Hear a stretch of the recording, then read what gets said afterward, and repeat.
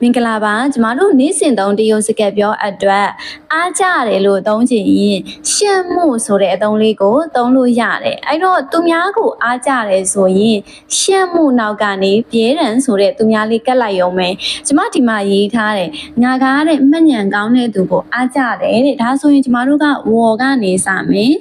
အားကြတယ်ဆိုတော့ရှက်မှုအဲ့တော့ရှက်မှုရဲ့နောက်ကနေကိုအားကြတဲ့သူတွေကတ်လိုက်ရုံပဲ